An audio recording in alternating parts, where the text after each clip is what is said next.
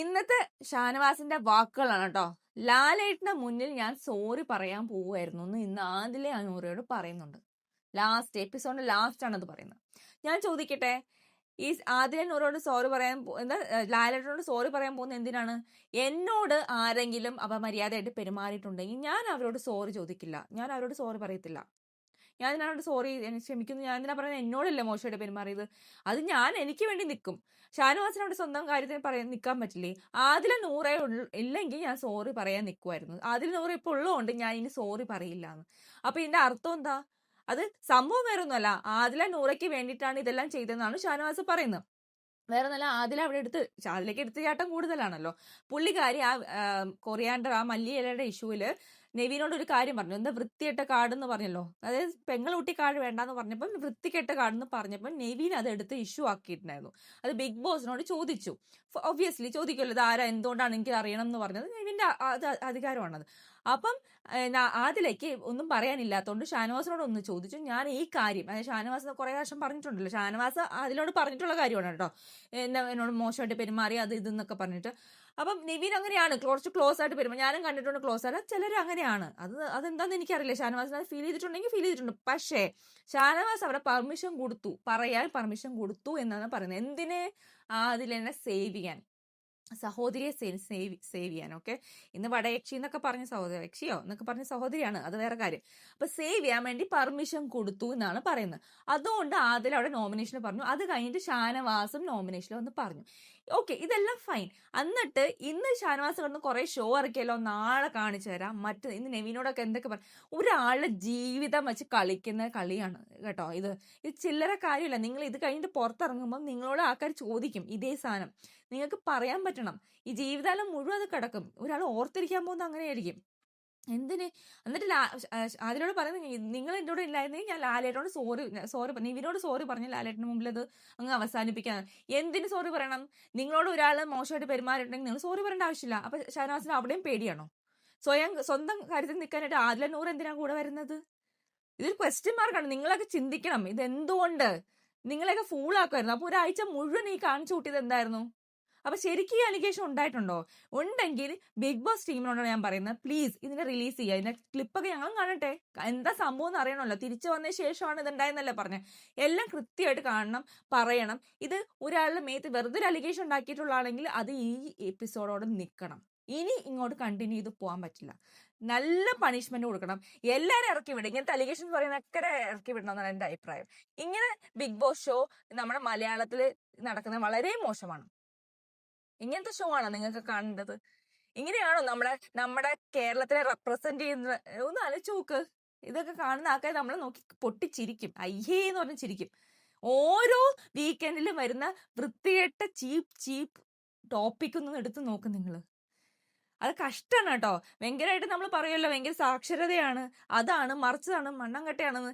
ഇതൊക്കെ കണ്ടു കഴിഞ്ഞാൽ ഹിന്ദി ബിഗ് ബോസ് ഒക്കെ കാണുന്ന ആൾക്കാരോട് ഈ ടോപ്പിക്ക് പറഞ്ഞു നോക്കൂ. അവർ പറയും, ഇതാണ് നിങ്ങളുടെ കേരളം, 100% സാക്ഷരതയുള്ള കേരളത്തിൽ നടക്കുന്നതെന്ന് ചോദിക്കും. ശരിക്കും ഇത് ബിഗ് ബോസ് ടീമിന്റെ ഉത്തരവാദിത്തമാണ്.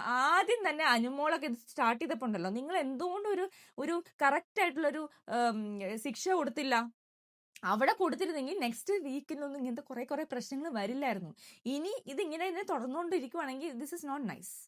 ഇത് ഒരു വളരെ ചീപ്പ് ഷോ ആയിട്ട് മാറിക്കൊണ്ടിരിക്കുകയാണ്. ഈ കുടുംബ പ്രേക്ഷകർ കാണുന്നതെന്ന് പറയുന്നുണ്ടല്ലോ, ഇതാണോ കുടുംബത്തിലെ കുട്ടികൾ കണ്ടുപിടിക്കേണ്ടത്? ആദിലെ നൂറിനെ കാണാൻ പറ്റില്ല, ഇങ്ങനത്തെ വൃത്തികേടുകൾ കേൾക്കാൻ പറ്റുമോ? എനിക്ക് അറിഞ്ഞൂടാ. എനിക്ക് മനസ്സിലാവാത്തൊരു മേഖലയാണ് കേട്ടോ ഇപ്പം. ശരിക്കും പറഞ്ഞാൽ എനിക്ക് എന്താണിത്? അപ്പൊ ഇത് ലാലേട്ടൻ വന്നിട്ട് ക്ലാരിറ്റി കൊടുക്കണം. ഇപ്പൊ നവീനും ഇവർ ഫോൾട്ട് ആണെങ്കിൽ ഇവർ രണ്ടുപേരും ഇറക്കി വിട്, പോട്ടെ, പുറത്തേക്ക് പോട്ടെ. എന്തിനാണ് ഇങ്ങനത്തെ ആൾക്കാരൊക്കെ ഇരിക്കുന്ന അലിഗേഷൻസ് പറയാനും വെറുതെ ഇങ്ങനത്തെ ഇഷ്യൂസ് ഒക്കെ, ചീപ്പ് ഇഷ്യൂസ് ഒക്കെ എടുത്ത് ഗെയിം ആക്കാനായിട്ട് നമ്മളെ ഒന്ന് ഫൂൾ ആക്കാൻ നമ്മൾ സമ്മതിച്ചു കൊടുക്കരുത്. നമുക്കൊക്കെ നമ്മുടേതായ ഒരു വ്യക്തിത്വം ഉണ്ടാവണം. അപ്പൊ ആദ്യം കണ്ണു തുറന്ന് കാണുക, കേൾക്കുക. അല്ലാതെ വല്ലവരും പറയുന്നത് കേട്ടിട്ട് എൻ്റെ ഒപ്പം അങ്ങനെ പോവാൻ നിൽക്കരുത്. ഞാൻ നിങ്ങളോട് ആസ് എന്താണ്, നിങ്ങൾ പ്രേക്ഷകർ, ഞാൻ നിങ്ങളോടാണ് പറയുന്നത്. PR ടീം ഉണ്ടാവും, സപ്പോർട്ട് ഉണ്ടാവും, അവർ വളച്ചൊടിക്കാനൊക്കെ നോക്കും. പക്ഷെ നിങ്ങൾക്കത് കണ്ടാൽ മനസ്സിലാവുമല്ലോ കൃത്യമായിട്ട്. ഒരു നിലപാടില്ല. ഞാൻ പറഞ്ഞല്ലോ, പുള്ളിക്കാരന്റെ നിലപാടുകളൊക്കെ ഇങ്ങനെ തന്നെയാണ്. എപ്പോഴും മാറ്റി മറിച്ചും പറയും. പുള്ളിക്കാരന് കഴിഞ്ഞ ഗെയിം, ഫാക്ടറി ഗെയിമിൽ തന്നെ എനിക്കത് മനസ്സിലായതാണ്. പറ്റില്ല. അങ്ങനെ ഒറ്റയ്ക്ക് നിൽക്കാനോ അങ്ങനെ ധൈര്യം എന്നുള്ള ഒരാളല്ല. അപ്പൊ ഇന്ന് എനിക്ക് കണ്ടത് ഇത് ഇപ്പൊ എല്ലാം കൂടി ആതിരയുടെ തലയിലേക്ക് ഇട്ടിട്ട് കൊടുത്തിട്ടുണ്ട്. ഓക്കെ, ആതിരയ്ക്ക് അത് മനസ്സിലായിട്ടില്ല. ആതിര നൂറയ്ക്ക് എനിക്ക് അറിഞ്ഞൂടാ അവരുടെ ഗെയിം എന്താണ്. ഇന്ന് ഒരു ദിവസം ഒരാളോട് നിൽക്കും, നാളെ വേറെ ആൾ നിൽക്കും, ഇന്ന് വേറെ ആളെന്ന് പറയുമ്പം പിന്നെ മാറുമോ? റിയാസ് വന്നപ്പം ആതിരയുടെ ഈ മാറ്റം മനസ്സിലായല്ലോ. അത് എന്തുകൊണ്ടാന്ന് മനസ്സിലായി. പുറത്തുനിന്നുള്ള ന്യൂസ് വന്നിട്ടുണ്ട് കുറെ, അതുകൊണ്ടാണ് പലർക്കും ഈ മാറ്റങ്ങളൊക്കെ വരുന്നത്. അപ്പം അത് കഴിഞ്ഞിട്ട് ഇപ്പൊ തിരിച്ചു പോയിട്ടുണ്ട്. അപ്പൊ ഇതെന്താ തിരിച്ചു പോയിട്ട് ഇതാവുന്നത്? അപ്പൊ പിന്നെ എനിക്കൊന്നും മനസ്സിലാവുന്നില്ല നിങ്ങളുടെ ഗെയിം എന്താണ്. നിങ്ങൾ ഒറ്റയ്ക്ക് കളിക്കുമ്പോ എന്നൊക്കെ പറഞ്ഞല്ലോ അനുമോളിൽ നിന്നൊക്കെ മാറിയിട്ട്, എന്നിട്ട് ഇതാണോ ഗെയിം? ഇവിടെ ശരിക്കും പറഞ്ഞ ഷാനവാസ് അനീഷിനോട് എന്താ പറയാതിരുന്നത്? സോറി പറയാൻ പോവാന്ന് പറഞ്ഞിട്ടോ. അനീഷ് ഭയങ്കര കൈയൊക്കെ കൊടുത്തിരിപ്പുണ്ടായിരുന്നു സാറ്റർഡേ. ലാലേട്ടൻ വരുമ്പോ അതാണ് ഇതാണ് എന്നൊക്കെ മാസ്റ്റർ. എനിക്ക് അറിഞ്ഞൂടാ ഇവര് എന്താണ് നമ്മളെയൊക്കെ ഫൂളാക്കണം. നിങ്ങൾ ഫൂളാക്കാൻ ഇരുന്ന് കൊടുക്കരുത് കേട്ടോ. എനിക്ക് അത്രേ പറയാനുള്ളൂ. ദയവ് ചെയ്ത് കണ്ണ് തുറന്ന് കാണുക, മനസ്സിലാക്കുക. അത് മനസ്സിലാക്കിയിട്ട് നിങ്ങൾ കാര്യങ്ങൾ നീക്കുക. അപ്പൊ ഇതാണ് ഫസ്റ്റ് കാര്യം എനിക്ക് പറയാനുള്ളത്. സെക്കൻഡ് കാര്യം പറയാനുള്ളത് നമ്മുടെ ജിഷിന്റെ കാര്യം. ജിഷിൻ ഇന്ന് അവിടെ കാണിച്ചു കൂട്ടിയത് എന്തൊക്കെയാണ്? ജിഷിൻ ആദ്യം തന്നെ ഞാൻ പറയട്ടെ, അനുമോൾ അവിടെ ജിഷിനെ പോലെ ഒരു കണ്ടസ്റ്റന്റ് ആണ്. അനുമോളോട് എന്തുകൊണ്ട് ജിഷിൻ ആദ്യം തന്നെ വന്നിട്ട് ഭയങ്കര ചൂടായിട്ട് പരിപ്പ് ചൂടാക്കി വെച്ചാണ്, വേവിച്ച് വെച്ചതിന് കുറെ ചീത്ത പറഞ്ഞു. അത് കഴിഞ്ഞിട്ടാണ് പറഞ്ഞത് ഞാൻ ഉണ്ടാക്കൂലേ, നീ ഇതിനെ തൊടുന്നേ. അത് ഞാൻ ചോദിക്കട്ടെ, അവിടെ അനുമോൾ ഉണ്ടാക്കിയ ഭക്ഷണം അനുമോൾ വന്നിട്ട് ഉണ്ടാക്കി കൊടുത്തല്ലോ ഭക്ഷണം, എന്നിട്ട് എന്തുകൊണ്ട് കഴിച്ചില്ല? ജിഷൻ പറഞ്ഞു വെജിറ്റേറിയൻ നോൺ വെജിറ്റേറിയൻ, അത് നോൺ വെജ് അനുമോൾ തൊട്ടിട്ടില്ല. ഞാൻ കണ്ടിട്ടുണ്ട് അനുമോൾ തൊട്ടിട്ടില്ല. അവര് അതൊക്കെ മാറ്റി വെച്ചിട്ട് വെജിറ്റേറിയൻസിന് ഉണ്ടാക്കി. അവരുടേതായ സ്വന്തം പാത്രമുണ്ട്, അത് ആരും യൂസ് ചെയ്യത്തില്ല. അവരുടെ പാത്രത്തിൽ അത് ഉണ്ടാക്കി വച്ചിട്ട് പോലും ഇവരത് വേണ്ടെന്ന് പറഞ്ഞു. അവർ പറഞ്ഞു ഈ വേസ്റ്റ് കഴിക്കാൻ എന്റെ പട്ടി വരും എന്നാണ് ജിഷൻ അവിടെ പറഞ്ഞത്. അനുമോൾ ഉണ്ടാക്കിയത് എനിക്ക് വേണ്ട, അവരെ മനസ്സുകൊണ്ട് ദുഷിച്ച മനസ്സുകൊണ്ട് ഉണ്ടാക്കിയത് വേണ്ട എന്നൊക്കെ അവിടെ നിന്ന് പറഞ്ഞു. എന്തുകൊണ്ട് കഴിച്ചുകൂടാ? അനുമോൾ അത്ര അത് അവരുണ്ടാക്കി അവർക്ക്, അതായത് വെജിറ്റേറിയൻസിന്റെ ഫുഡ് കഴിച്ചിട്ട് ഉണ്ടാക്കിയിട്ടാണ് അവർ നോൺ വെജ് ഉണ്ടാക്കിയത്. ഇപ്പൊ ജിസിൽ സപ്പോർട്ട് ചെയ്യുന്ന ജിഷിനെ വേറെ ഒന്നുമല്ല, അത് ഭയങ്കര സെന്റിമെന്റ്സ്, ഹ്യൂമാനിറ്റി പോലും. എന്ത് ഹ്യൂമാനിറ്റിയാണ് ജിസിലിനുള്ളത്? ഇന്ന് അക്ബർ ചോദിച്ചല്ലോ, അക്ബർ അല്ല ഒനീല് കോഫിയൊക്കെ രാവിലെ ഒറ്റയ്ക്ക് എടുത്ത് കുടിക്കും, എല്ലാം മോഷ്ടിച്ചുകൊണ്ട് മാറ്റി വയ്ക്കും. ഭയങ്കര ഹ്യൂമാനിറ്റിയുടെ കാര്യമാണ്. പുള്ളിക്കാരിക്ക് വേണ്ടതൊക്കെ കിട്ടുന്നതൊക്കെ ആവുമ്പോൾ ഹ്യൂമാനിറ്റി, ബാക്കിയുള്ളവർക്കൊന്നും ഹ്യൂമാനിറ്റി ഇല്ല. എനിക്ക് മനസ്സിലാവും ഈ വെജിറ്റേറിയൻ ഈ സീസണിൽ മാത്രമുണ്ടോ ഇത്ര വെജിറ്റേറിയൻസിന് ഇത്ര വലിയ ഇത്ര ഐറ്റമുള്ള ആൾക്കാർ ഇങ്ങോട്ട് വരരുത്. ബിഗ് ബോസ് പോലത്തെ ഷോയിൽ നിങ്ങൾക്ക് വരേണ്ട ആവശ്യമില്ല. നിങ്ങൾ പുറത്ത് നിൽക്കുക. ഇങ്ങനത്തെ ഷോയിലൊക്കെ വരുമ്പോൾ നിങ്ങൾ മിങ്കിൾ ചെയ്യാൻ പറ്റണം. മാക്സിമം മാറ്റി മാറ്റി ഫുഡ് പ്രിപ്പയർ ചെയ്ത് തരാമെന്ന് കിച്ചൺ ടീം പറഞ്ഞു. അതിൽ കൂടുതൽ അവരെന്താ ചെയ്യേണ്ടത്? ഓഹോ, അപ്പൊ ഞാൻ ചോദിക്കട്ടെ, പുറത്തുനിന്നൊക്കെ ഭക്ഷണം വരുന്നതൊക്കെ കഴിക്കുന്നുണ്ടല്ലോ, അന്നേരം ഇതൊക്കെ പറയുമോ? ആരാ കുക്ക് ചെയ്ത്, എന്താ കുക്ക് ചെയ്ത്, ഏത് പാത്രത്തിലാണ് കുക്ക് ചെയ്ത്, നിങ്ങൾക്ക് എന്നെ അറിയാൻ പറ്റും. അപ്പൊ ഇതൊക്കെ ജിഷിന്റെ ആ ഒരു പിടിവാശിയുണ്ടല്ലോ, അതാണ് അവിടെ കാണിച്ചത് കേട്ടോ. ഭയങ്കര പിടിവാശിയായിട്ടാണ് എനിക്ക് തോന്നിയത്. അത് വളരെ മോശമായിട്ടാണ് തോന്നി. അത് സപ്പോർട്ട് ചെയ്യാൻ ജിസിലും, പിന്നെ ജിസിലുണ്ടെങ്കിൽ പിന്നെ ആര്യനും ഇങ്ങനെ പൊക്കി വരുമല്ലോ. ശോഭ പറഞ്ഞിട്ടൊന്നും ആര്യന് മനസ്സിലായിട്ടില്ല. ആ സാരിത്തുമ്പൊക്കെ പിടിച്ച് നടത്തിയിട്ടൊന്നും ആര്യന് മനസ്സിലായിട്ടില്ല. ചലഞ്ചേഴ്സ് അവിടെ വരുന്നത് നിങ്ങളെ കുറച്ച് കണ്ണ് ഓപ്പൺ ചെയ്യാൻ വേണ്ട. അവരുടെ ജോബാണ് ചലഞ്ച് ചെയ്യാന്നുള്ളത്. അവരെ പോയി ചലഞ്ച് ചെയ്യാൻ നിൽക്കുന്ന കുറെ വിഡ്ഢികൾ. എനിക്ക് അത്രേ പറയാനുള്ളൂ. എന്താണിത്? ഒരു ബിഗ് ബോസ് ഒരു ബുദ്ധി ഉപയോഗിച്ച് കളിക്കുന്ന ആരുമില്ല.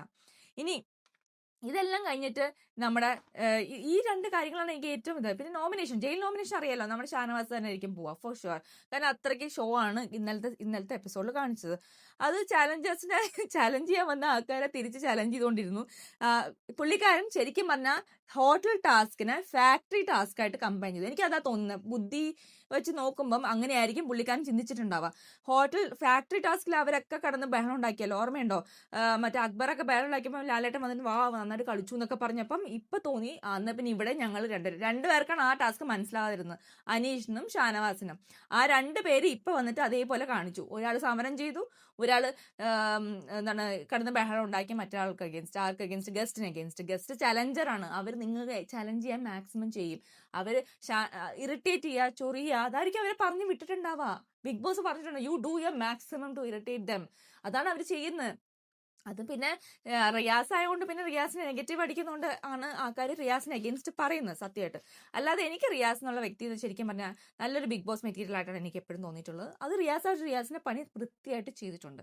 റിയാസിന് അറിയാം ഇന്ന ആൾക്ക് അഗേൻസ്റ്റ് കളിച്ചു കഴിഞ്ഞാൽ അയാൾക്ക് സപ്പോർട്ട് കൂടും എന്നൊക്കെ റിയാസ് നല്ലോണം അറിയാം.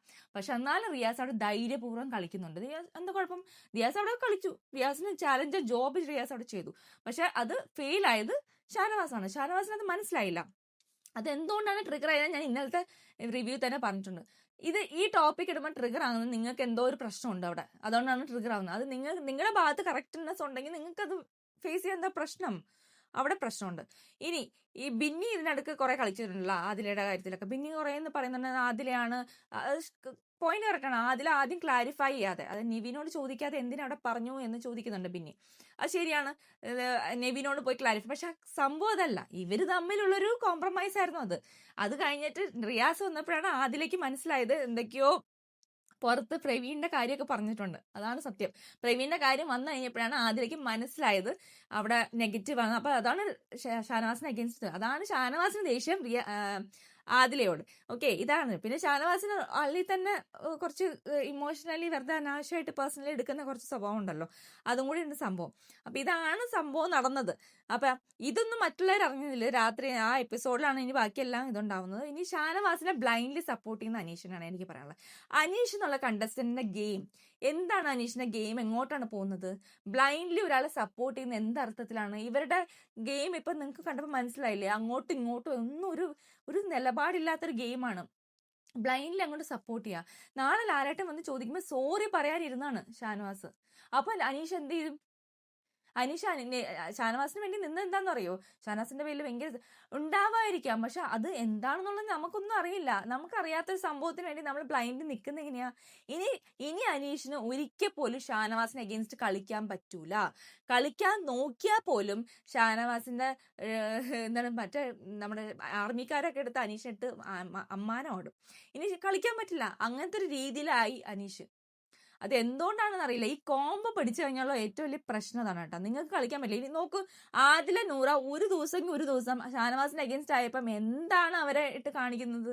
അവർക്ക് അഗെയിൻസ്റ്റ് ആണ്, അവർക്ക് വൈരാഗ്യം. ഇപ്പൊ അവര് കമ്പൈൻ ആയല്ലോ, ഇപ്പൊ മാറിയില്ലേ? ഇപ്പൊ എന്ത് ചെയ്യും? ഇതാണ് പ്രശ്നം. നമ്മള് അവിടെ ഒറ്റയ്ക്ക് നിന്ന് കളിക്കണം. ഒറ്റയ്ക്ക് നിന്ന് കളിച്ചാൽ നമുക്ക് ആരുടെ അഗെയിൻസ്റ്റ് ക്വസ്റ്റ്യൻ ചെയ്യുന്നതിന് ഒരു കുഴപ്പമില്ല. കാരണം എന്താ കുഴപ്പം? നമ്മൾ ഒറ്റയ്ക്കല്ലേ, നമുക്ക് എല്ലാം കാണാൻ പറ്റും. അപ്പൊ അനീഷിന് ഇവിടെ അനീഷിന്റെ ഗെയിം പോയി. ഇനി അനീഷ് എങ്ങനെ മുകളിലോട്ട് എത്തും എനിക്കറിയില്ല. അനീഷ് ഗെയിം കളിക്കണം, അനീഷ് നല്ലപോലെ ഗെയിം കളിക്കണം. അതുമല്ല അനീഷ് ഈ വന്നിട്ട് ജിഷിന്റെ കാര്യത്തിലൊക്കെ ഇന്റർഫിയർ ചെയ്തിട്ട് ഒരു കാര്യമില്ല. കാരണം വെച്ചാൽ ശരിക്കും പറഞ്ഞാൽ അവിടെ വീട്ടുകാരാണ് കറക്റ്റ്. ജിഷിൻ വെറുതെ അനാവശ്യമായിട്ട് എടുക്കണം. ജിസിൽ ഒട്ടുമേ കറക്റ്റ് അല്ല. ആര്യം പിന്നെ പറയണ്ടല്ലോ, ഒന്നുമേ മനസ്സിലാവാത്ത ഒരു മനുഷ്യനാണ്. ജിസിൽ എവിടെ പോകുന്നു? ആര്യൻ എന്റെ പുറകെ പോകുന്ന ഒരാള്. അതാണ് ഇവരുടെ കാര്യം. ഇനി ഷാനവാസ് ഭയങ്കരമായിട്ട് ഇവരോട് ദേഷ്യപ്പെട്ടുവല്ലോ, മറ്റേ യക്ഷി എന്നൊക്കെ പറഞ്ഞല്ലോ. വേറൊന്നുമല്ല, ഈ സംഭവങ്ങളൊക്കെ മനസ്സിൽ കിടക്കുന്നതുകൊണ്ടാണ് ഇപ്പൊ മനസ്സിലായില്ല. ക്ലാരിറ്റി വന്നു എന്താണ് സംഭവം എന്നുള്ളത് എനിക്കിപ്പോ മനസ്സിലായി. ആദ്യമൊക്കെ ഞാൻ വിചാരിച്ചു ഇവരെന്താ അപ്പൊ ഇപ്പൊ എല്ലാവർക്കും മനസ്സിലായിട്ടുണ്ടെന്ന് വിചാരിക്കാം. ഇനിയെങ്കിലും മനസ്സിലാക്കൂ, ബുദ്ധിപൂർവ്വം മനസ്സിലാക്കൂ. അങ്ങനെ ആരും കംപ്ലീറ്റ്ലി പോസിറ്റീവ് ആയിട്ടുള്ള ഒരു മനുഷ്യരില്ല. എല്ലാവർക്കും നെഗറ്റിവിറ്റും പോസിറ്റിവിറ്റിയും ഉണ്ട്. അത് മനസ്സിലാക്കുക. നെഗറ്റീവ് ആയിട്ടുള്ള നമ്മളിലൊക്കെ നെഗറ്റീവും പോസിറ്റീവും ഉണ്ട്. അപ്പം ഇത് മനസ്സിലാക്കിയിട്ട് കളിക്കുക. അല്ലാതെ ആരും അവിടെ ദൈവമൊന്നും അല്ല. ആരും അങ്ങനെ ബ്ലൈൻഡ്ലി വിശ്വസിക്കണ്ട. ഇനി ഇത്രയൊക്കെ കാര്യങ്ങൾ കഴിഞ്ഞിട്ടുണ്ട്. ഇനി എനിക്ക് പറയാനുള്ള ഒരു കാര്യം എന്ന് വെച്ചാൽ, ഈ കിച്ചൺ ഇഷ്യൂ സോൾവ് ചെയ്തിട്ടുണ്ട് കേട്ടോ. മറ്റവർ സമ്മതിച്ചിട്ടുണ്ട്. അവർ നോൺ വെജ് വയ്ക്കുന്ന സമയത്ത് മാത്രം വേണമെങ്കിൽ കുക്ക് ചെയ്തോളാം എന്നൊക്കെ പറഞ്ഞിട്ടുണ്ട്. അതൊക്കെ എന്തുകൊണ്ട് നടക്കുന്നത്? എനിക്ക് ലാൽട്ടൻ വന്നൊക്കെ ഇതൊക്കെ ചോദിക്കണം. ഇതൊക്കെ ശരിയൊന്നുമല്ല, ശരിക്കും ശരിയുള്ള കാര്യമല്ല.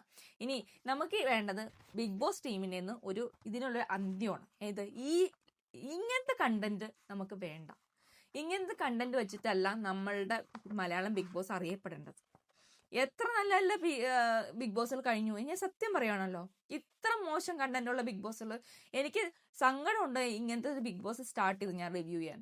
എൻ്റെ അമ്മയും അച്ഛനും പോലും ശരിക്കും പറഞ്ഞാൽ അവർ കാണാൻ തുടങ്ങിയത് ഞാനിങ്ങനെ റിവ്യൂ ഒക്കെ ചെയ്യുന്നുണ്ടല്ലോ, അവർക്കും കൂടി ഇൻട്രസ്റ്റ് ആയതുകൊണ്ട് അവർ കാണാൻ തുടങ്ങി. പക്ഷെ അവർ പറയുന്നത് ഇത് എന്താണ് മോളെ, എനിക്ക് കാണാൻ എന്താണ്, ഏതൊരു അടിയാണ്, എന്ത് പറഞ്ഞാലും അടിയും വഴക്കും മാത്രമേ ഉള്ളൂ.